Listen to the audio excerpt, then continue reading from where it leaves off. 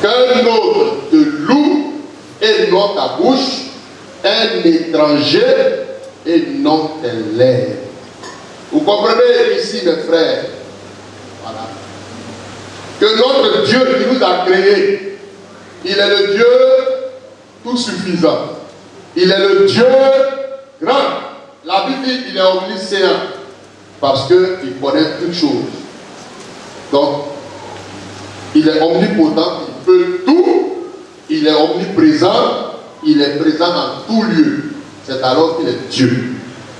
Mais, mes frères, ce que je vais vous dire, ce grand Dieu de l'univers,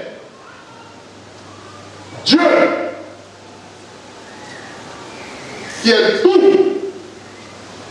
il n'appréciera jamais la louange, la reconnaissance que lui-même il se fait. C'est pourquoi la Bible dit qu'un autre te loue. Dieu ne peut pas se faire lui-même son atalakou. Voilà. Dieu va venir là.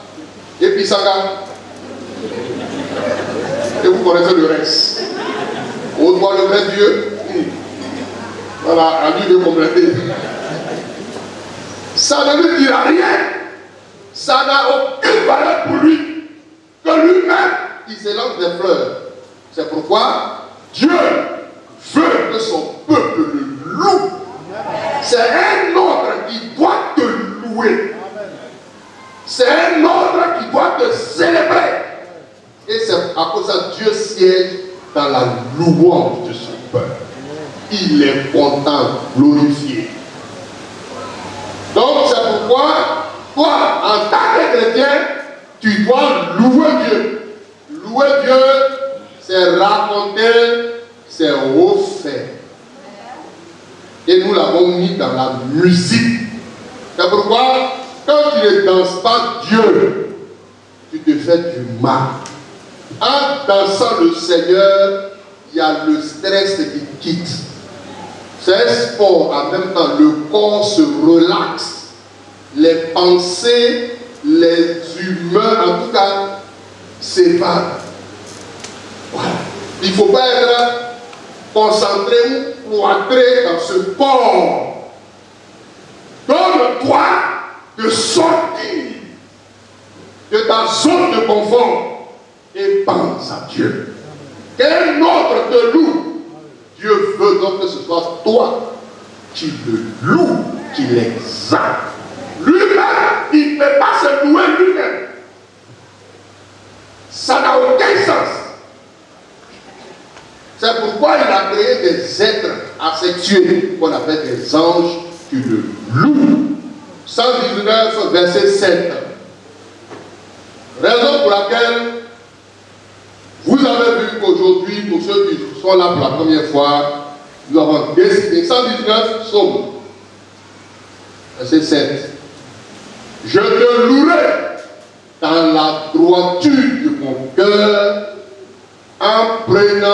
en apprenant les lois de ta justice. Le verset continue, le verset fini. D'accord. Je te louerai dans la droiture de mon cœur en apprenant les lois de ta justice. Donc Dieu doit être loué, doit être célébré dans la droiture. C'est pourquoi nous avons ajouté au thème de cette année l'honnêteté. Je te loue, il ne faut pas louer Dieu dans la fausseté. Tu n'es pas vrai. Une louange cosmétique. Ça n'a aucun sens. Il faut que la louange soit coca-colastique. Il faut que ton amour soit fantastique. Et non pas un amour cosmétique. L'amour cosmétique, louange cosmétique, qu'est-ce? C'est quoi? La science dit, voilà, le cosméticisme, c'est une science qui travaille sur les produits, voilà, qui sont appliqués sur le corps et les cheveux. En un mot, les produits cosmétiques travaillent sur la surface. Un produit cosmétique ne soigne pas. c'est le teint, ça cire, c'est les cheveux, voilà. Donc un amour cosmétique, c'est un amour de façade. Le cosmétique ne rentre pas dans notre être. Voilà. Le cosmétique est attrayant. Le cosmétique, c'est les bling-bling. Le cosmétique, c'est la surface. Donc un amour cosmétique, c'est un amour sans profondeur, sans enracinement. Un amour qui disparaît quand la difficulté vient. Quand le soleil se lève le midi net, il est sorti gras.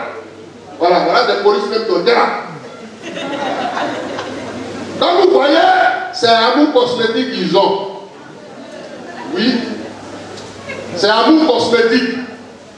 Mais un amour Coca-Colastique, il faut voir Coca-Cola. Quand tu bois, ça va où? Dedans, ça ouvre tes yeux. Ça va à l'intérieur. Ça te réveille. Un amour fantastique Coca-Colastique, c'est un amour profond, véritable.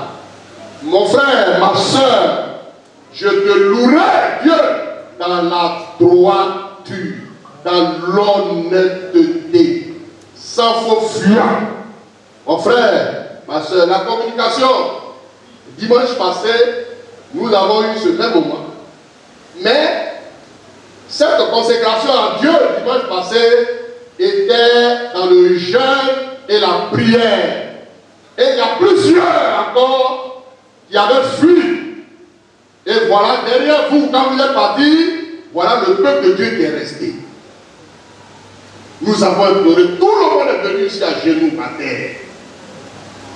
Et on a confié l'urette à Jésus. On a confié nos engagements, nos vies à Jésus. Tu n'étais pas là, tu étais parti. Derrière toi, le peuple était couché devant Dieu. Qui à genoux, qui debout, qui couché, qui c'était glorieux. C'était un moment. On a senti que les anges étaient descendus, ils étaient avec nous. Oh toi, tu avais fui. Tu avais disparu. Hein, tu ne voulais pas gêner. Mais quand tout le monde fuit, Dieu a toujours un reste. Dieu a toujours des femmes, des hommes qui lui sont attachés et qui vont jusqu'au bout avec lui. Mon frère, ma soeur, qu'un autre te loue. Qui doit louer Dieu? C'est toi et c'est moi. Pour terminer, Apocalypse 19, verset 5, nous dit que si tu es serviteur de Dieu, tu appartiens à Dieu. Apocalypse 5, 19, c'est toi qui dois donc louer Dieu. Apocalypse 5, verset 19. Mettez-nous ça et nous avons terminé. Aujourd'hui, nous avons loué Dieu. 5, 19. Apocalypse 5, 19. J'ai dit, hein. C'est ça? Il y en a pas. Donc, certainement, c'est 19, 5. J'ai renversé. 19, 5. 19, 5. Apocalypse 19. Voilà. Autant pour moi, est-ce que c'est ça? Voilà, merci beaucoup. Et une fois sorti du trône, disant, louez notre Dieu, vous tous ses serviteurs. Du coup, qui va louer Dieu sont ses serviteurs. Ceux qui ne le louent pas là ne sont pas de Dieu. C'est pourquoi, quand on dit louer Dieu, il y a des personnes qui préfèrent penser à leur situation et qui sont cloîtrés là, s'en foutent de Dieu. Reconnaissez que c'est les serviteurs de Dieu qui le louent. Vous tous qui le craignez, petits et grands. Tout le monde doit louer Dieu. C'est pourquoi on a laissé les enfants venir célébrer Dieu. Ce n'est pas de l'amusement, c'est leur façon de célébrer, de louer le Seigneur. Sachons donc, bien aimés, que dans toute notre vie, nous devons mettre des temps spéciaux pour louer Dieu. Donc, aujourd'hui, Soyez bénis d'avoir célébré le Seigneur et que la gloire lui revienne. Amen.